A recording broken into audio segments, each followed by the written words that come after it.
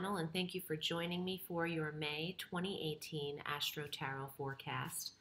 I am shuffling a mystery deck. I'm not going to say who this is from because I'm going to be doing a post about this deck and I'm going to surprise a few people. So we'll see if you guys can guess it down below anyway. This has been an interesting, and by interesting I mean challenging, couple of weeks, and we're dealing with a lot of energy between Mars and Pluto squaring Uranus. And for me personally, I have attempted to record these videos 3 times.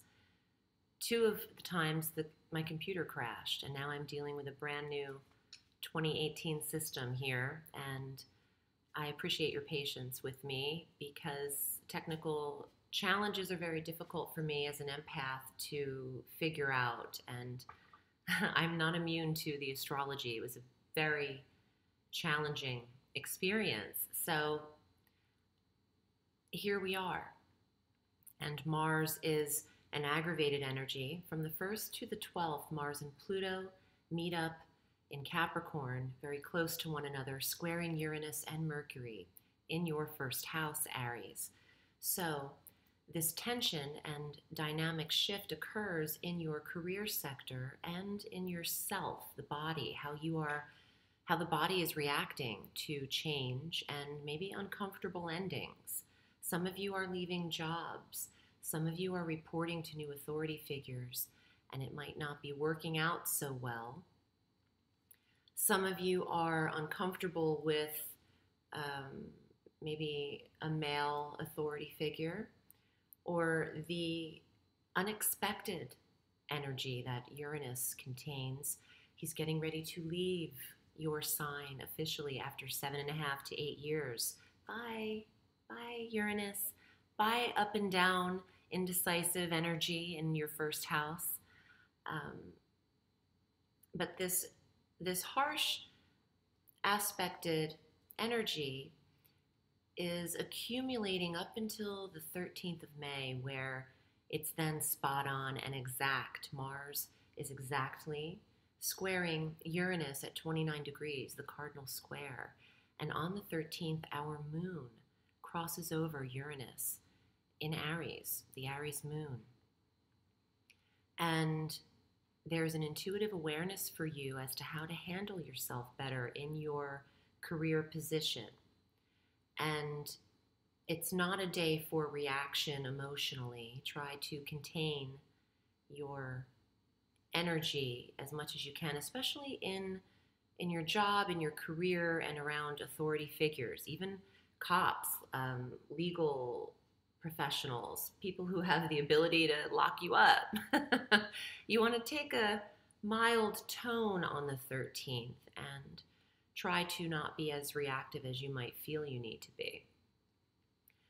Again, on the 13th, Mercury enters Taurus in your money sector, leaving Aries, and the planet of data and information in the money sector has you handling budgets and resources with precision. And our new moon is at 24 degrees of Taurus. This is the Taurian month. This is ignited energy, a fresh new start as to how you're earning your money, new income, new self-confidence, and high value. Aim high when it comes to pitching yourself or discussing what you think you deserve as a salary. Shoot for the stars, reach for the stars, like I would say. You have limitless potential with the new moon in the 2nd house. You could even get a side hustle going and start receiving extra revenue. On the 15th, additionally, Uranus leaves your sign and enters Taurus through April 23rd of 2026, conjunct Mercury and the new moon's energy. So this changes how you are paid. Uranus is windfalls and all at once. So your money could come in lump sums and go quiet for a little bit, and then you're paid in full and then go quiet. It could be quarterly, or even money outside of your regularly scheduled paycheck could start to come in different ways.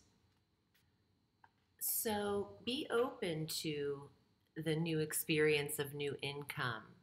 You have a you have an 8-year experience with Uranus in this area, and money can come in very unexpectedly. This is a surprise planet of revelation.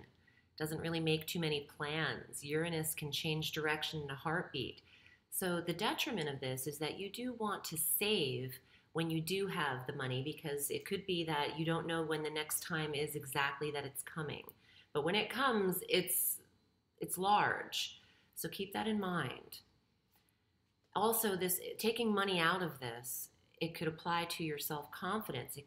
You could feel like you can control the world, and then shortly after it could feel dissipated and you lack the confidence. So even though this is an upheaval planet, try to remain as balanced as you can,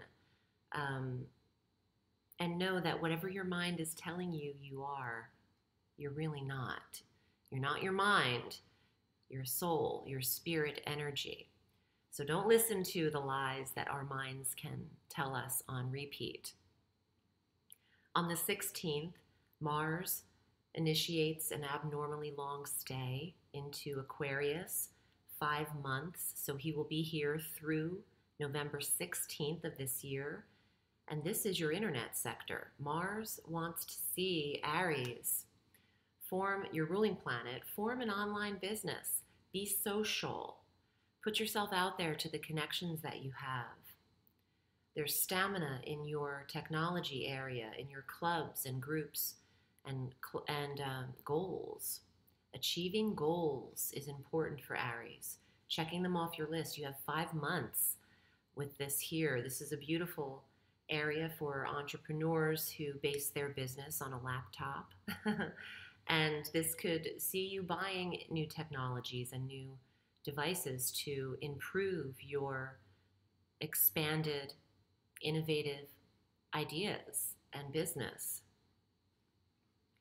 The 19th has Venus entering Cancer, where she's comfortably stationed in the 4th house of home, decorative interior design, comfort, security, harmony in the home environment and with the relationship with your mother. On the 20th, the sun moves into Gemini. I love that time of year. The 3rd house of communication is empowered for Aries and Aries rising. Please watch your rising forecast and your moon for a full dose of the cosmos. The sun is our life force, and where the sun is, our main focus goes. So for Arians who are writers, publishing books, movies, directors, writing scripts, editing, journalism, bloggers, short distance travel is all highlighted, and even things like photography and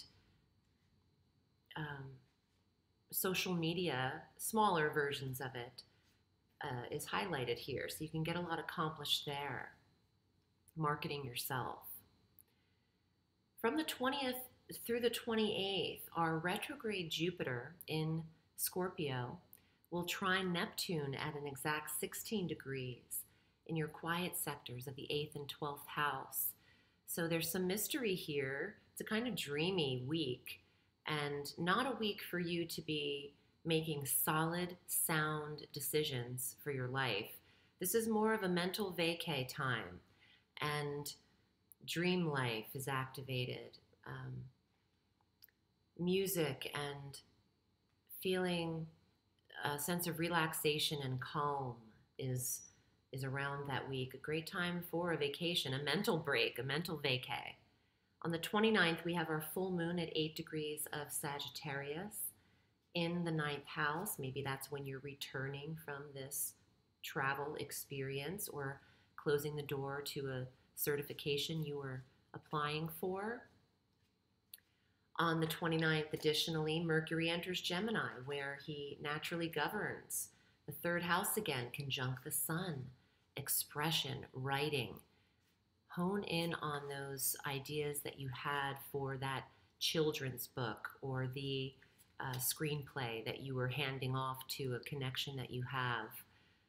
This is the time to work on those types of projects for those of you who do that. Also, your connection to your siblings is very strong at this time, and local travel, again, weekend trips. Staying at home on the weekends will be hard for Aries. During the week, I think you're good, but you want to get out and about. Let's get to the cards so I can see what's here for you. And if you'd like to read with me, a private reading, I'm at audreyalison.com. I love what I do. And from what I hear, I'm excellent at it. So if you'd like to book a private session, my links are below for all of that data. And if you're interested in learning about the tarot itself, I did write and publish an online tarot course. That link is below as well. And let's see what's here for you, Aries. First card, Knight of Swords. I'm wondering if anyone can recognize this deck yet. The Knight of Swords is a messenger, mercurial energy, a younger air sign, Gemini, Aquarius, or Libra. And you could be delivered a message this month. Let's see what else is here. Ten of Staves, Ten of Wands. Some of you are releasing the burdens on your back, on your shoulder. Oh, I'm hearing something. So stress and burden in the first 2 weeks of the month that you have a pretty big position in, Aries, with Uranus in that first house as it exactly squares Mars in Capricorn, as well as Pluto. Burden that you have could be affecting your physical self. Some of you are dealing with tension in the muscles, in the shoulders, in the back, and where you carry your burden could manifest into a physical situation. So releasing stress is important. The Lovers. Aww, these are looking very Egyptian, if that's a little hint to the tarot deck. The Lovers is the sign of Gemini. The Sun enters Gemini. Mercury enters Gemini. And for those of you in connection, in relationships, some of them are stressful and weighing you down in the first half of the month, and maybe you're not as available for connection because your career is overwhelming at this time. Some of you are deciding between two lovers because the dynamic of the Lovers card can contain a trine, 3 people. Let's see what else is here. Well, that's narrowed down to one direct choice by the end of the month. Love this card.